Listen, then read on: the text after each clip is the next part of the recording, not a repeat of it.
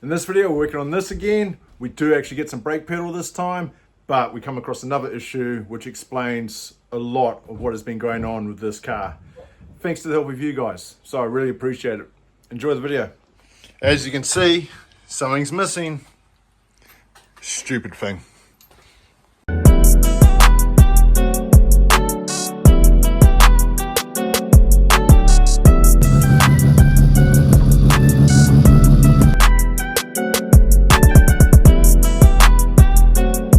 Okay, so we're tackling the brakes again today. I'm going to look at swapping this master out.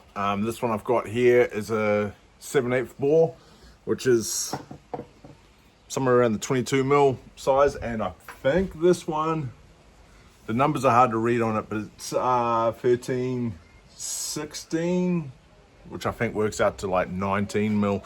So the bore on that one is a little bit bigger, but hopefully it makes a difference. So I've got that, and then we have alternator issues as well. One of you spotted out that the alternator was actually charging at 15.4 volts. So the regulators could be stuffed, hence why maybe a lot of this issues have happened, but we'll get to the bottom of that anyway. But first off, brakes.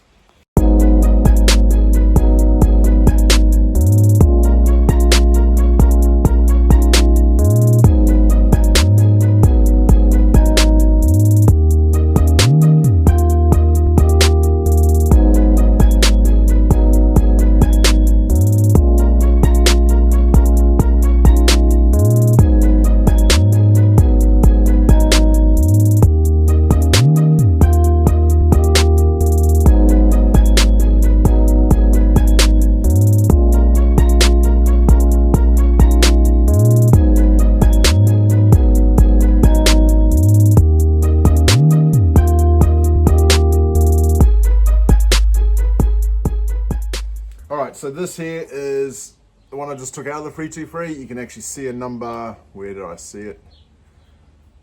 There. I can't exactly make out what it says, but that there I'm pretty sure indicates the bore size, where this one here, you can see it bright as day. It's 7/8. So we're going to try and put this one in. It looks like it will all line up all right. This one here did come out of an Rx3. I haven't told the owner I'm using it yet, but he'll soon figure it out. But yeah, so I'll just go in and bolt this one in. That doesn't feel too good. Maybe I'll swap that out with this one here, and yeah, we'll give it a little tickle up and I'll put it back in and see if we've got a difference. Okay, got the new master in, it's all bolted up. I've given it a few pumps. It all needs to be bleed. But at the moment, the pedal still feels the same, but we'll see how it goes after bleeding. But yeah, it's all good. What I need to do now is do some wiring in here. I need to find the battery light on that cluster and get that wired up. And then we'll have a look at this alternator. So I've just gone and wired up this wire here. So that comes from the alternator, and this goes to the charge light. Good tip one of you guys told me was to find the light by taking these bulbs out and shining a torch through and seeing which one was the light, and then just following these little copper strips back to the pin. So I managed to find that, so we'll plug all this back up and see if it works. Hopefully. I'm not 100% sure how this works, but apparently it does, so we'll sort it out. Okay, we'll see what it does. Just make sure it's not in gear. Well, there you go, the light turns on now. That's a weird noise. Let's see if it turns off or... No,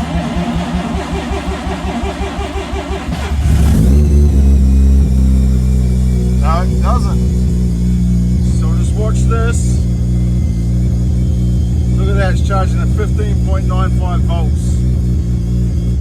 Yeah, not a fan of that at all. So... alternator's cooked. So that there is throwing almost 16 volts of power back into the power system in a sense. So I wonder if that's why those pumps are getting so loud. It's just too much power. I wonder if that's the reason why I keep popping fuses down on this fuse block. And yeah, but regardless, 1595 is way too much. So I'm going to pull the alternator off.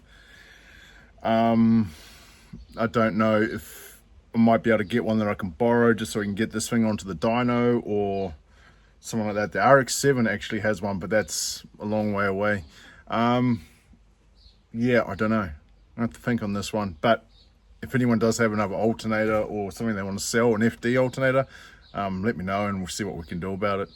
But yeah, that's not right. So I'm going to go ahead and rip this alternator off. But what I want to do is when it is off, I want to start this car and just run it straight off battery just for 10-15 seconds, and I want to hear what happens to those fuel pumps. I got a feeling they won't go so loud, and if they don't, then I'm leaning towards that alternator being the issue the whole time. These brakes, I still haven't bled them. Master's in, doesn't feel any different at this point, but we'll find out after a bleed. But yeah, I'll go ahead and rip this alternator. Okay, alternator's gone. I have gone and taped up the battery wire there, so we'll start this up now and see if that fuel pump becomes quieter, and I shouldn't have 4,000 volts coming through. We'll just keep an eye on it anyway. There can't be. It shouldn't happen.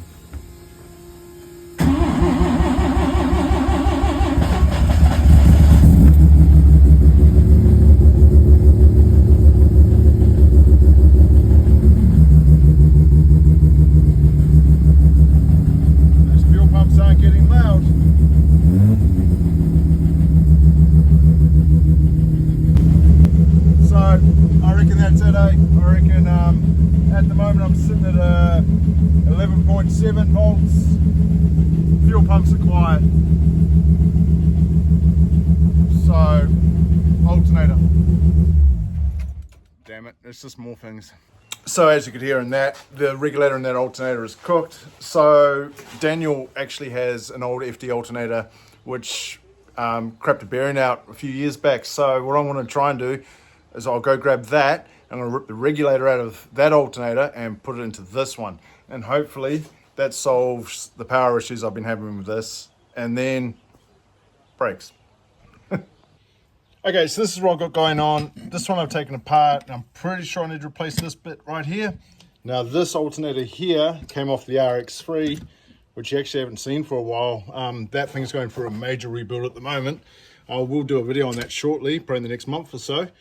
But this alternator here has a noisy bearing, so I'm not worried about that. I'm just going to take that piece out of this one, put it into there, and then put it back together, put it back on the car and see if it's good. Hopefully it will be, and then I can, yeah, tick another thing off the list. So now they've got this piece all stripped out, I'll go ahead, dismantle this one, and then put two of them back together, and then we'll try it out.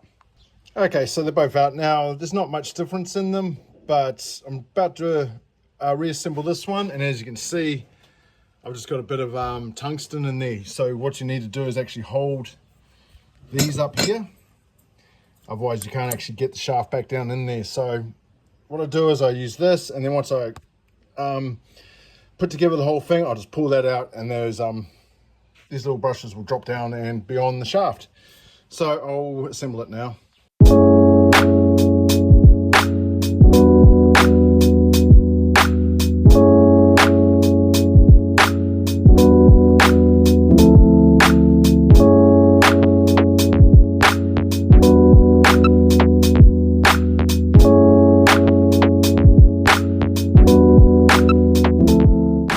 Okay, that was a bit of a waste of time. Everything's different sizes. This here is different than this one, and so forth and so forth. I actually couldn't get the regulator out of this one into that casing, so I've just put this one back together. I've checked the bearings and all the rest of it, so we'll try this and see if that sorts our 15 volt issue. Okay, got it on, so I'm going to go start this up now and see what sort of volts we're putting out through that ECU, and hopefully it's around the 14.2 mark. I hope. Anyway, no. So what happened is I started the car up and it just squealed like a dog. I can't get the belt in line with the pulleys. These alternators are drastically different, so bit of a waste of time, but it's worth the experience, I reckon. So what I'm going to do now is just reassemble the alternator that came off this car, and come Monday when everything's open again, I'm just going to bite the bullet and send it to an auto sparky. They can test it, do what they need to do and fix it. That way I don't have to muck around with pulleys, belts, anything like that. Just plug it straight back in and away we go. But yeah, sucks. Anyway, so stupid alternators, I'm over that. So I've also gone through and I've bled the brakes now. I had my young fella helping me, so we do have better pedal, but I'm pretty sure it still has a little bit of air in the line, but heaps better than what we had. I think maybe this could still be a little bit too small, but it was better than the one that's in the box down there. So I think if it's going to be an issue, we just have to go an even bigger master cylinder, which I have been sent a part number for.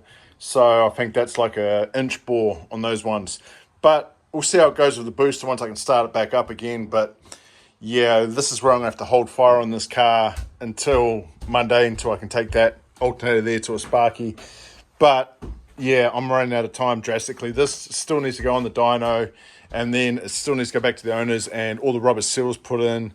There's still a lot of work to do on this. So I think I'm dragging the chain a bit at the moment, which is bad. So I need to square this way, get this out of here. I need to somehow get this in the middle of the floor and go through this whole car. There's still a lot of wiring in the front. As I said on another video, that radiator's got to come out and be altered, and I still need to paint the thing, and then it still needs to be loaded up onto a trailer and taken to be dynoed. So starting to feel the pinch now, but hopefully we get there. Still haven't done the brakes on this. Damn it. But yeah, so this is probably where I can end this video here. I wanted to achieve more on this, but this problem here explains a lot of the other problems I've had the whole time I've had this car. So hopefully we can square it away. Hopefully it's not going to cost me an arm and a leg to fix that alternator. And then, yeah, we can send it on its way, get it dynoed and get it squared, and it'll be at reunion. My holidays are almost up now. I've got to go back to work in 2 days, and I didn't even touch that trike for the last 2 weeks. I've been too busy on that lemon over there and this thing. Yeah, okay, so if you made it this far in the video, not the result I wanted, but an answer, I guess. Thanks for watching, and see you on the next one, which will be maybe about this engine here that we stacked yesterday. Anyway, have a good one.